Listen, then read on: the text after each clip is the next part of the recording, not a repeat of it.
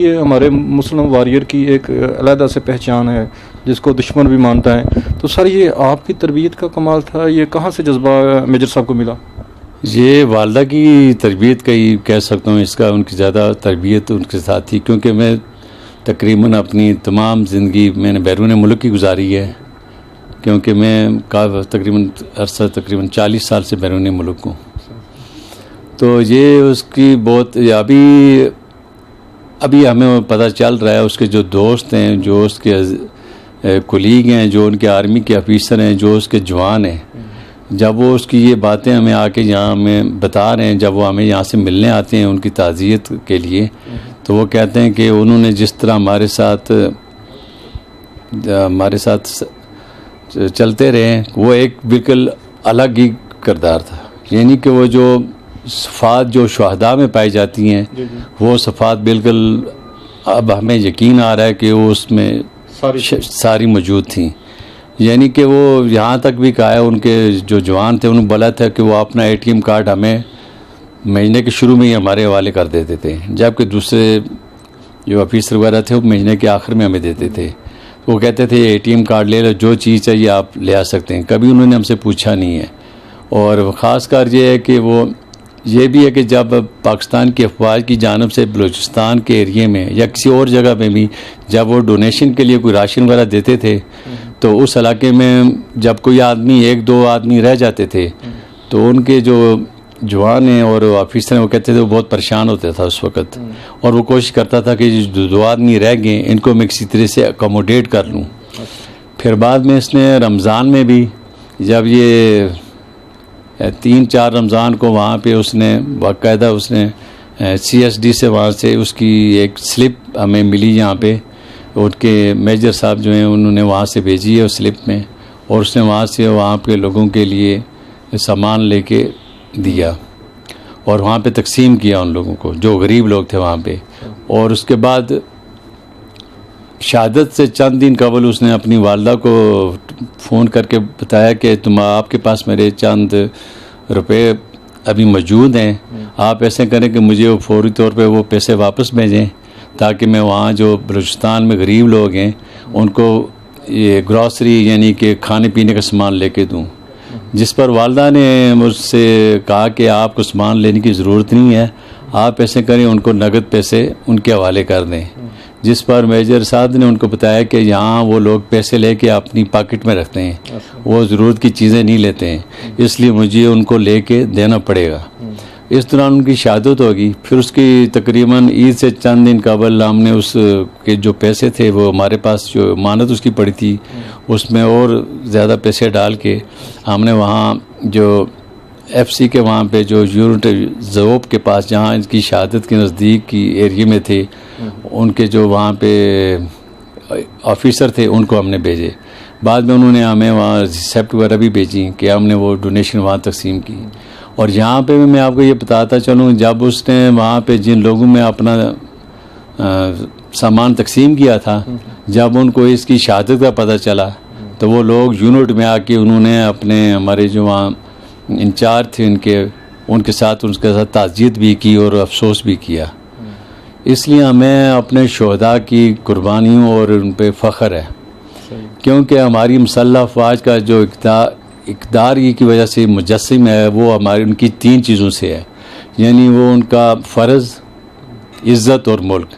यानी कि वो अपनी बहादुरी और फ़ख्र, हमारे लिए फ़ख्र की वजह से वो अपने फ़र्ज़ को दिन रात हम कोशिश करते हैं ताकि वो उस इज़्ज़त की वजह से हमारी मुसल्लह अफ़वाज की इज़्ज़त बढ़ी हर मकाम पे, जहाँ जब से लेकर अब हमारी आज़ादी की तहरीक चलती है।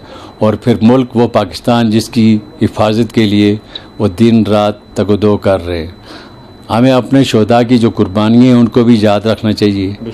बाज़ लोग जो अब ये शहदा के बारे में गलत किस्म की इंफॉर्मेशन देते हैं, लेकिन हमारा उनको ये मैसेज है कि उनको ये मालूम होना चाहिए कि वो अपने गिरबान में भी ज़रूर झांकें और ये देखें उनके जो आबा व अजदाद थे, क्या उन्होंने आज़ादी के लिए कुर्बानियाँ नहीं दी? वो अपने उस फैमिली के उस पूरे बैकग्राउंड को देखें, कहीं ना कहीं उनके घर से कोई ना कोई शहीद मौजूद है। बल्कि अब आगे भी जब भी ज़रूरत पड़ेगी, हम लोग भी बेशक आज़ाद कश्मीर के रहने वाले हैं, पाकिस्तान की कुर्बानी के लिए जब भी ज़रूरत पड़ेगी हम उनके लिए हमेशा पहली सफ़ में हमें पाएंगे और पाते रहेंगे। सर, मेजर साहब ने जब तलीमी कैरियर पूरा किया तो आर्मी उनकी अपना था बाय चॉइस या मोटिवेशन कहीं से मिली, या किस तरह उनका रुझान हुआ आर्मी में जाने का? उसका यह है कि हमारे वालिद साहब भी पहले पाकिस्तान आर्मी में कैप्टन रिटायर हैं। अच्छा। बाद में वो फिर पुलिस में DIG हेडक्वार्टर रिटायर हुए हैं। उन्होंने की वजह से भी उसको थोड़ा सा यूनिफॉर्म दादा अबू की थी। और उसके बाद ये भी था कि जब वो नर्सरी और ये पहली क्लास में था तो उस वक्त वो जो स्कूल में फंक्शन होते थे तो उसने वालदा को बोला कि मुझे आर्मी की यूनिफॉर्म चाहिए। तो इन्होंने उसको वहाँ से आर्मी की यूनिफॉर्म लेके दी और वो फंक्शन उस आर्मी की बेस पे वो कर रहा था। यहाँ शुरू से उनको ये दिलचस्पी थी। और ये जब मुझे, क्योंकि मैं बाहर था, मुझे इसका इल्म नहीं था, क्योंकि इन्होंने FSC मुजफ्फराबाद से की और इन्होंने वहीं से अप्लाई किया आर्मी में। तो मुझे उस वक्त पता चला जब वो कोहाट जा रहा था ISSB के लिए। अच्छा। तो मैं भी अचानक थोड़ा सा, मेरे लिए एक ये शॉकिंग सी न्यूज़ थी, क्योंकि मुझे मालूम तो नहीं था इस बारे में।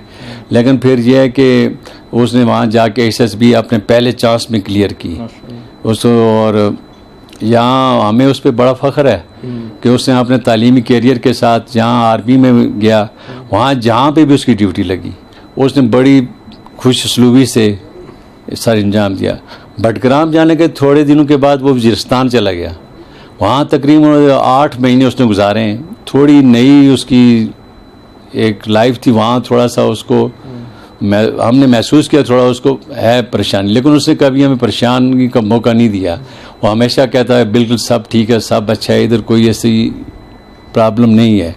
लेकिन हमें उस पर काफ़ी फ़ख्र भी है।